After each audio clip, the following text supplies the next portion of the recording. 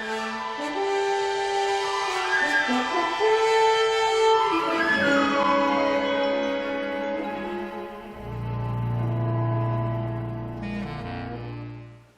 guys, welcome back. I'm Captain Foley, and it is time for another Eaglemoss product review. First of all, if you guys want to hit like right now, that would be awesome, and make sure you're subscribed to the channel as well. You can also join the channel at the rank of Commander, Captain, and Admiral and get some bonus cool goodies, especially if you enjoy our lives. You get some cool stuff that you can put in the chats for those as well. So, great ways to help out the channel, and yeah, just share the video around, hit the like button. There's lots of great ways to help us out. So, anyway, today we're going to be looking at one of the Discovery line. This is the Star Trek Discovery Workbee. So a little Workbee. And this is pretty cool, if I do say so myself. So, typical box for Eaglemoss. You got the box there, Star Trek Discovery on the side. Got it there with the little Discovery up there. Here you got a nice picture of the Workbee with the Star Trek Discovery thing there. So again, these boxes make great little display pieces. If the ship is in the box or not. You can have it displayed up top if you have the ship somewhere else. They're beautiful. You can even put them on the side like that, stack them, and you can still see the ship and stuff. So they make their own little display box or pieces, and that's pretty cool. So they're worth keeping for their boxes. Let's open her up, and I love the Discovery ones because they include the magazine inside, so you don't have to worry about losing it or not getting it or whatever, and it's a nice size. It's the size of the box. So there it is. It says Workbee Crew 2 Launch 23rd Century, length 5.54 meters. So open her up and we get the typical description of how to put it on the stand, which is great. Over here we got some specifications. Type auxiliary, affiliation Federation, a crew of 2, length 5.54 meters approximately, and then some detailed pictures of the model right there.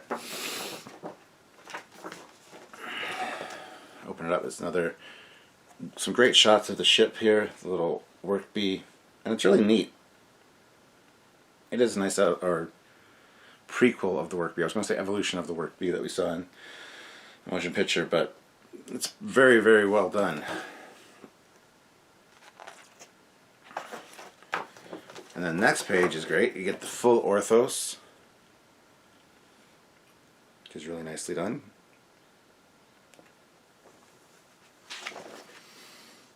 And then designing the Federation Workbee. It's an article talking about the design and the process involved therein. It went through a few iterations of design process, as you can see there. And there's the original one done by Andrew Probert, as seen in the motion picture right there.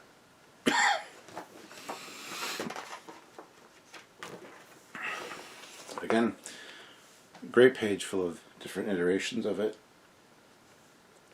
including showing how it opens. Excuse me. So, it's a neat little design for sure. Here we see it in Discovery, picking up a little cargo thing. So, there we have it, guys.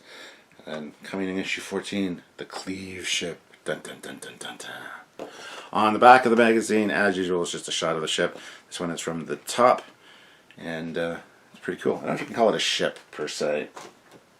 Auxiliary craft, pod, don't know. Alright. So pull it out, and it's a substantial size. This is pretty nice. I gotta say, it's really quite impressive. There you can see little seats in there. Back, top, bottom. So we'll just take a quick look around it and just take a quick look around it and see what we can see. So we'll start off with the arms. They got a lot of great detailing, some gripper claws there. I wish they kind of moved and was spring loaded. That'd be very neat, but static is fine as well. Lots of nice detailing and greeblies on the inner parts of the arms there. Moving back, you can see some wires, some hydraulic lines, whatever they are, right in there, which again is a great feature. Right in front of those are these spotlights, which I assume are spotlights. It'd be cool if they actually lit up, but you got some detailing on them. So that's neat. Now looking inside the cockpit, this is where it gets a little disappointing for me. You see the two seats in there, but they're very, very, very basic seats. One has two controllers, one on either side of the chair. The other one just seems like a passenger chair. They don't actually look like real chairs. And for such a big window in this thing, there should be more detail. Some kind of detailing on the seats, some kind of floor, like a little floor pad area for your feet or whatever, extra consoles. It's huge in there, and there's no detail inside really. And the windows, it's a shame because the windows go all the way around the side, and you can look all the way through, and there's just no detailing in there at all. So this could carry, like 6, 7, maybe 8 people, not comfortably, but it could fit them. So I just think there should be more detailing on these seats, just because it is so prominent with that big window. My personal opinion, mind you.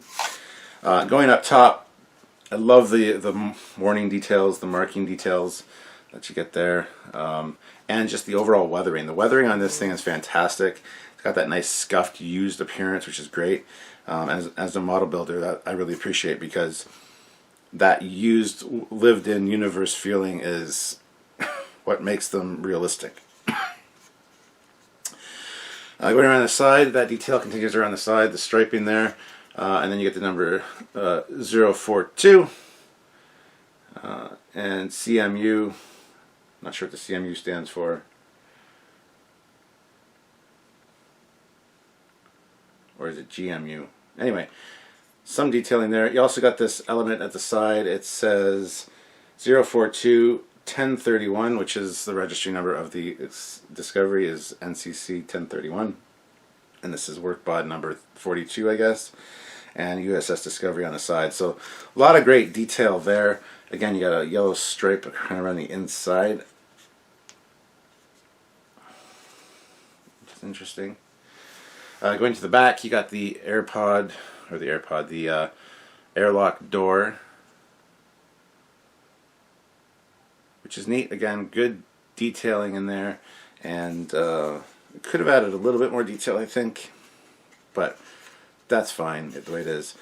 Now, moving to the bottom, you see where the arms are connected there. That's really nice. They're on like a ball joint. I wish they could actually move. I wish you could manipulate them, make them do different things. That'd be great, but unfortunately nothing like that. Got these two smaller ones up front, which I'm not quite sure what those are for, but they make for a nice look anyway. Looking at them straight on, they are not straight, however. They kind of lean to one side, which is not a huge deal. Not a huge deal at all. And yeah, other just great detailing and weathering on the bottom as well. Just an overall nice piece. So it's got a nice heft to it for the size. I love the size of this. I just love it. I expected this one to be a lot smaller, but this is a fantastic size. It's something that could be real world. This thing could exist now. It's just very cool. So kudos to them. I think this is a great addition to the Discovery lineup and a cool Discovery piece on its own. I think the design of the Workpod, or the Workbee, was very well done. I just wish that it hadn't appeared in Picard, like literally like 200 years later. When we've seen ones in the motion picture, we've seen ones in other movies, we've seen them docked in the shuttle bays, we've seen them even at the end of Nemesis, where they're rebuilding the Enterprise E.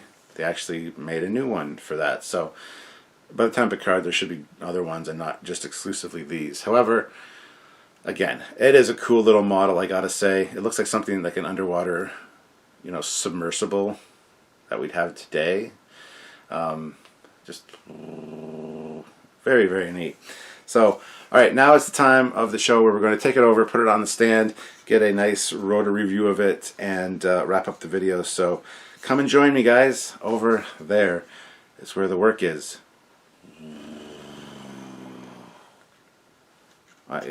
Yeah, I'll try that again, just without my hand so much in it. There you go.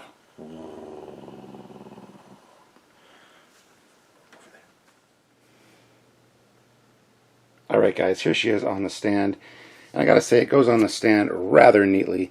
There is a little bit of a arrow there, and there's also an arrow on the base, and it just slides and slots right in. It's actually very beautifully done. So kudos to them. And this is one of those pieces that, you know, if you're up high, if you have it on a low shelf, it looks great from multiple angles. It's just a good classic design. Going down to an eye level shelf, again, you get some beautiful views of it. That shot from the side is really nice. Here it comes around, and you can see inside there, which, I mean, I do have an issue still with the simplicity of those seats and how sparse that is. It should have been more detailed considering the size. But, and then if you get it on a upper shelf, again, you can get some pretty interesting views of it. So quite dynamic in that way. Yeah, I mean, overall, this is a great piece. I really have to give this a high score. I would say an easy 8.5 out of 10 as far as a Eaglemoss model goes, as well as just a Star Trek Discovery model. It's just absolutely well done.